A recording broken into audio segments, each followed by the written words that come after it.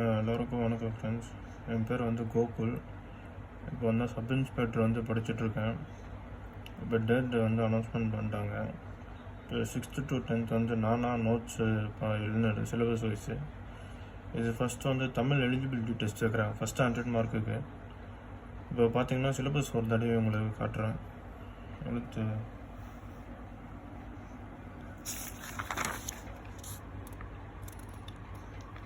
இதில் தான் சப் இன்ஸ்பெக்டருக்கு வந்து செலெக்ஷனுக்கு இப்போதைக்கு கொடுத்த வந்து சிலபஸ்ஸு. இதுக்கப்புறம் பார்த்தீங்கன்னா ஃபிசிக்கலாஜி, சயின்ஸு, எக்கனாமிக், பொலிட்டி அந்த மாதிரிலாம் 10 கொஷினாக வருவாங்க. அதெல்லாம் அப்புறமா நான் வீடியோ அப்லோட் பண்ணுறேன். ஃபஸ்ட்டு நம்ம வந்து தமிழ் முடிச்சிடலாம். இப்போ தமிழ் பார்த்தீங்கன்னா எழுத்து இலக்கணம்லேருந்து நான் ஆரம்பிக்க போகிறேன். ஒவ்வொரு வீடியோ அப்லோட் பண்ணுறேன். இப்போ வந்து தமிழ் எழுத்துலேருந்து நம்ம பார்ப்போம். மொத்தம் நிறைய பேருக்கு வந்து தெரியும், இருந்தாலும் ஒரு கிளான்ஸை பார்த்துக்குவாங்க, ஒன்றும் பிரச்சனை இல்லை. உயிர் எழுத்துக்கள் மொத்தம் எத்தனைன்னு கேட்டிங்கன்னா 12. அதில் ஆ இ உ ஏ ஓ 5, அப்புறம் ஆ இ உ ஏ ஐ ஔ ஔ மொத்தம் 7. இது குறின்னு ஏன் சொல்கிறாங்கன்னா ஆ இ உ ஏ ஔ அப்படின்னு சிம்பிளாக வரும்.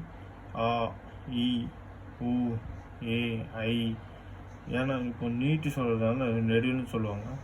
அப்புறம் பார்த்தீங்கன்னா ஆள் சுழிச்சிருக்கும், இந்த ஹோவ் அவ்வளோ இதெல்லாம் சுழிச்சிருக்கோ அதெல்லாம் நெடில் எழுத்துன்னு சொல்லுவாங்க. அடுத்தது மெய் எழுத்துன்னு பார்ப்போம். இப்போ மெய் எழுத்துன்னு பார்த்தீங்கன்னா மொத்தம் 18. வல்லினம், மெல்லினம், இடையினம் இருக்குது. வல்லினம் வந்து இக்கு இச்சு இட்டு இத்து பெரு, மெல்லினம் இங்கு இஞ்சு இன்னு இந்த இம்மு, இடையினம்னா ஈ எரு இல்லை வெல், மொத்தம் 6 18 வரும். இப்போ உயிர்மை எழுத்து மொத்தம் எத்தனைன்னு கேட்டிங்கன்னா 216 இருக்குது. அப்புறம் தமிழ் எழுத்துக்கள் மொத்தம் எத்தனை பார்த்தீங்கன்னா 247 இருக்குது. அப்புறம் ஆயுத எழுத்து எவ்வளோ இருக்குது பார்த்தீங்கன்னா 1 தான். ஆயுத எழுத்து 1. எதுக்குன்னா அழகு சேர்ப்பதுன்னு வரும்.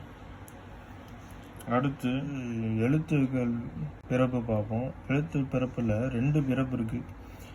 இடப்பிறப்பு, முயற்சி பிறப்புன்னு இருக்குது. அப்புறம் பார்த்திங்கன்னா உயிரம், மெல்லினம், இடம்னா உடம்புல இருந்து எங்கே எது மூலிமா சொல்ல முடியும் அப்படின்னு. இப்போ உயிர் வந்து கழுத்தை குறிக்கும், வல்லினம் மார்பு, மெல்லினம் மூக்கு, இடையினம் கழுத்து, ஆயுதம் வந்து தலை. இப்போ உயிர் எழுத்துன்னு பார்த்தீங்கன்னா வாய் திறந்தலாகிய முயற்சி தாத்தால், இ ஏ ஏ ஐ நாக்கின் அடி ஓரமான மேல்வாய் பல்லை பொருந்தும் முயற்சியால் பிறக்கிறது. உ ஓ ஔ ஔ இதழ்களை குவிப்பதனால் பிறக்கின்றது. இப்போ ஒவ்வொரு சொல்லியும் நீங்கள் சொல்லி பார்த்தாலே தெரியும், உங்களை அந்த வாயில் இருக்க மூமெண்ட்டு வச்சு இது எப்படி நீங்கள் சொல்ல முடியும் அப்படின்னு ஒரு கேள்வி கேட்பாங்க. இப்போ ஐனா நாக்கின் எந்த ஓரமானது மேல் அடிப்பகுதியாக மேல் ஓரமானதாக அந்த மாதிரி கேட்பாங்க. இப்போ மெய் எழுத்துக்கள் பார்த்தீங்கன்னா இக்கு இங்கு அன்னத்தின் அடிப்பகுதியை பொருந்தும், இச்சு இஞ்சுனா இடைப்பகுதி. அடுத்தது இட்டு இன்னுனா நுனி, இத்து இந்துனா நுனி விரல், இப்போ இம்முன்னா மேல் இதழும் கீழ் இதழும், ஈன்னா நாக்கின் அடி மேலடி, இர்ற இல்லைன்னா மேல்வாய் நாக்கின் நுனி, இல்லைன்னா துடித்து நெருங்குவதால், இல் ஓரங்கள் தடித்து தடவுவதால், மேல்வாய் கீழ் உதடு பொருந்துவதால், இர்றன்னு வந்து நாக்கின் நுனி. அது சார்பு எழுத்து பார்த்தீங்கன்னா ஆதி எழுத்து வாய் திறந்து ஒலிக்கும், முயற்சியால் பிறக்கும்.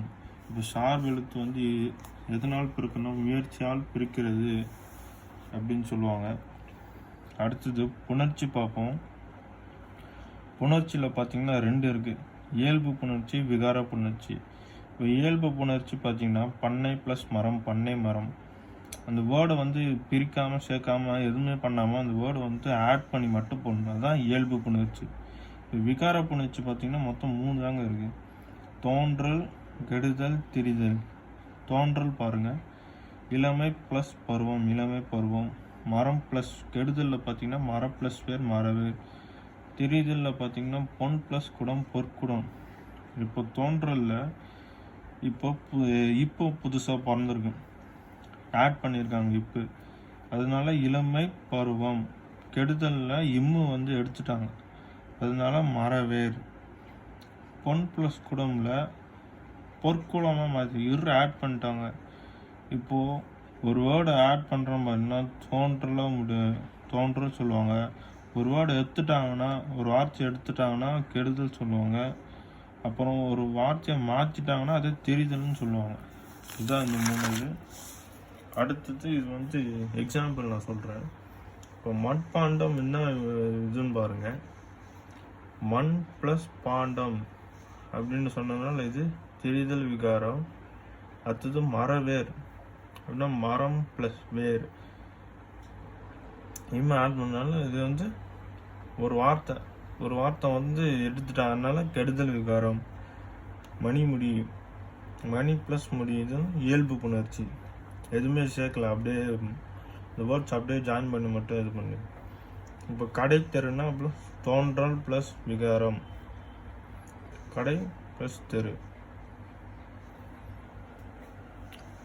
அடுத்தது மொழி முதல் இறுதி எழுத்துக்கள் பார்ப்போம். இப்போ மொழிக்கு முதல் எழுத்துக்கள் பார்த்தீங்கன்னா காசா தாபா நாம நா யாவ. இந்த எழுத்துக்கள்லாம் மட்டும் மொழிக்கு முதல் எழுத்துக்கள்னு சொல்லுவாங்க. அடுத்தது மொழிக்கு முதல் வராத எழுத்துக்கு ட ந ர ல ல ர ந. மொத்தம் 8 எழுத்துக்கள் மொழிக்கு முதலில் வராத எழுத்துக்கள். மொத்தம் எத்தனை கேட்டிங்கன்னா 8. இப்போ ஆயுத எழுத்து பார்த்தீங்கன்னா சொல்லில் முதலில் வராது. இந்த டம்பரம் ரம்பம் டண்டன் அதெல்லாம் வரும். அந்த மாதிரி வார்த்தை இருக்குது. ஆனால் பிறமொழி சொற்கள் அதெல்லாம். இப்போ மொழிக்கு இறுதி எழுத்துக்கள் பார்த்தீங்கன்னா இன்னு இன்னு இம்மு ஈ இரு இல்லு இவ்வு இல்லு இந்து இன்னு. மொத்தம் 11 உயிர்மையாக வரும். இந்த 11 எழுத்துக்களும் மொழிக்கு இறுதியாக வராத எழுத்துக்கள்னு பார்த்தீங்கன்னா கசடா தப்புறன்னு ஞாபகம் வச்சுக்கோங்க. அதில் மெய் எழுத புள்ளி வச்சுக்கோங்க. நிக்கு இஞ்சி இட்டு இத்து இப்பு இரு. மொத்தம் 7 வார்த்தைகள். இந்த க ந நௌனா ஏகார குறுக்கும் அவகார குறுக்கும். அப்புறம் சொல்லின் இடையில் வரும் எழுத்துக்கள் பார்த்தீங்கன்னா ஆயுத எழுத்து தான். இப்போ மெய் எழுத்துக்கள் 18 வரும், உயிர்மையும் வரும். ஆயுத எழுத்து மட்டும் இடையில் மட்டும் வரும். இடையில் மட்டுமே வரும், கடையிலும் வராது, முதலிலும் வராது. அடுத்தது இன எழுத்துக்கள்லாம் என்னன்னு பார்ப்போம். இன எழுத்துக்கள் எடுத்துக்காட்டு திங்கள் மஞ்சள் மண்டபம் சந்தனம் அம்பு தோன்றல். இதெல்லாம் இன எழுத்துக்கள். ஒற்றுமை எழுத்துக்கள் பார்த்தீங்கன்னா 6 வல்லினம் எழுத்துக்களும் 6 மெல்லினம் எழுத்துக்களும் வரும். எடுத்துக்காட்டுக்கு ஹவுதல் தூவம் தமிழி இந்த மாதிரி வரும்.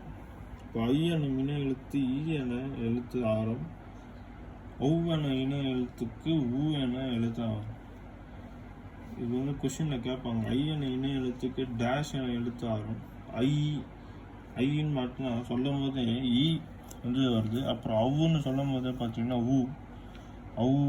ஊன்னு முடியும். அப்படி ஞாபகம் வச்சுக்கோங்க. இப்போ சுட்ட எழுத்துக்கள் வரும். சுட்ட எழுத்துக்களில் இந்த ஆ இ ஊ என்னும் எழுத்தை சுட்டாக பயன்படுத்துவதில்லை. இப்போ வகைன்னு கேட்டாங்கன்னா சுட்டெழுத்துக்கள் மொத்தம் எத்தனை கேட்டாங்கன்னா ஆ இ ஊ அப்படி சொல்லு. வகைன்னு கேட்டாங்கன்னா 5 வகை இருக்கு. அகச்சுட்டு, புறச்சுட்டு, அண்மை சுட்டு, செய்மை சுட்டு, அப்புறம் சுட்டு திரிவு. 5 வகை இருக்கு. சுட்டு திரிவுன்னு சுட்டெழுத்துக்கள் கண்டிப்பாக கேள்வி கேட்கலாம். ஃபர்ஸ்ட் அகச்சுட்டு பார்ப்போம். அகச்சுட்டில் இவன் அவன் இது அது. அப்புறம் புறச்சுட்டில் அந்நீர் வெளிச்சி இம்மலை இந்நூல். அப்புறம் அண்மை சுட்டில் இவன் இவர் இது இவை இம்மரம். அண்மை ஈல முடிகிறதுனால ஈல மட்டுமே ஆரம்பிக்கும். அண்மை சொல்லும் போதே ஈல வருது பார்த்தீங்களா. அதனால இவன் இவர் இது இவை இம்மரம் அண்மை ஞாபகம் வச்சுக்கோங்க. அப்புறம் செய்மை சுட்டுன்னா ஆள் வரும். அவள் அவர் அது அவை அவ்வீடு அம்மரம். சுட்டு திருப்பில் பார்த்தா அந்த இந்த மட்டும் வரும்.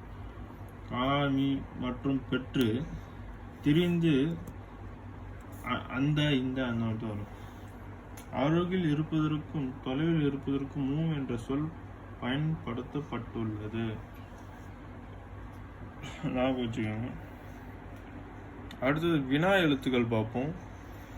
மொழிக்கு முதலில் வருபவை ஏ யா, எங்கு, யாருக்கு.